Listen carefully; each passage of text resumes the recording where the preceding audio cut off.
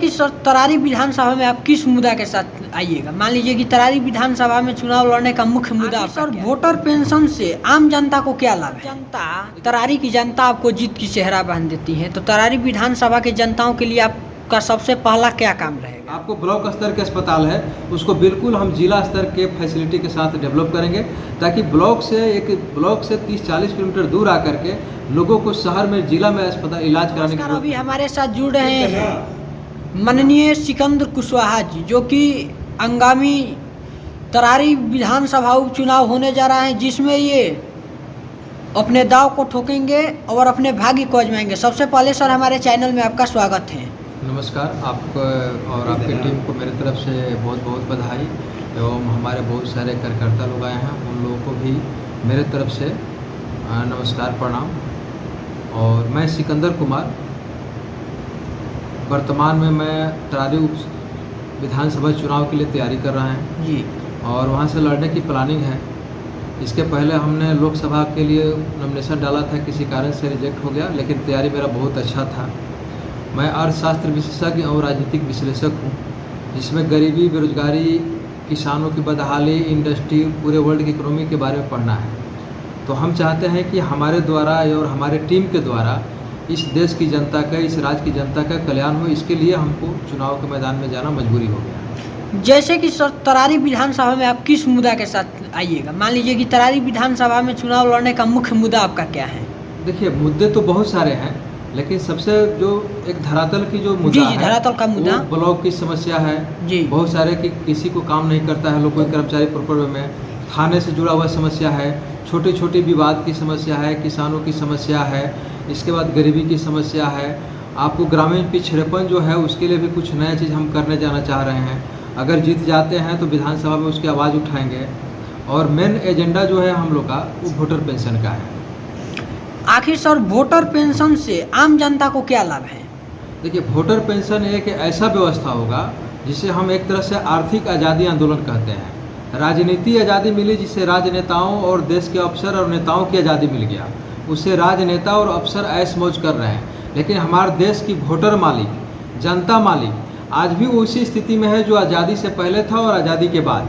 भले हमारा देश ग्रो किया, इकोनॉमिक ग्रो किया, इसलिए आर्थिक उत्थान थोड़ा हुआ है, रहन सहन में बदलाव हुआ है, लेकिन गरीबी रेखा की संख्या भी बढ़ते गई है। तो वोटर पेंशन से गरीबी बिल्कुल समाप्त हो जाएगी।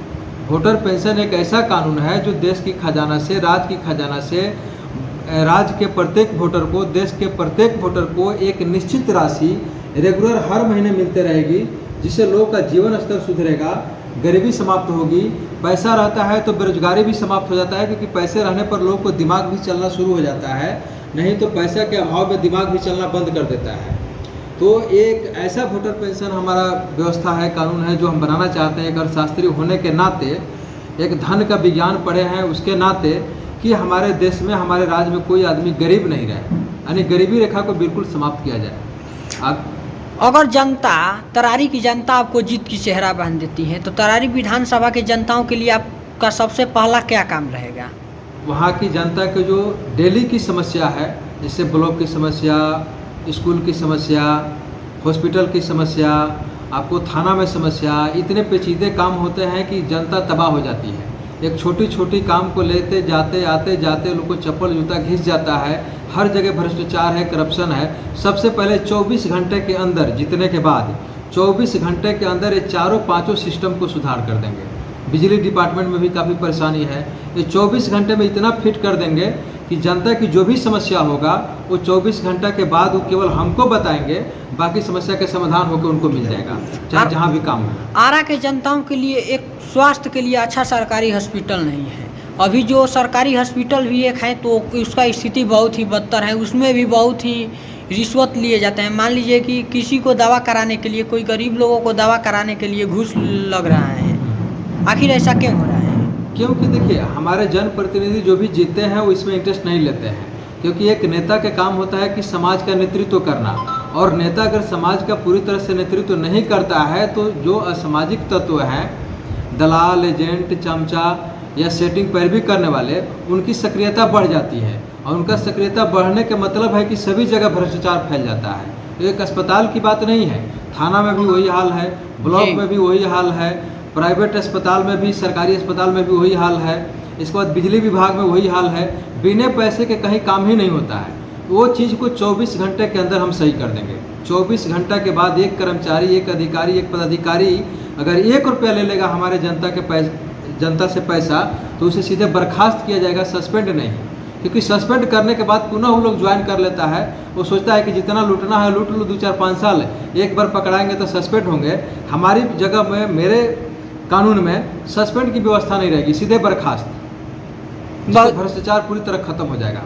दूसरे जो आपको ब्लॉक स्तर के अस्पताल है, उसको बिल्कुल हम जिला स्तर के फैसिलिटी के साथ डेवलप करेंगे, ताकि ब्लॉक से 30-40 किलोमीटर दूर आकर के लोगों को शहर में, जिला में अस्पताल इलाज कराने की जरूरत नहीं पड़े।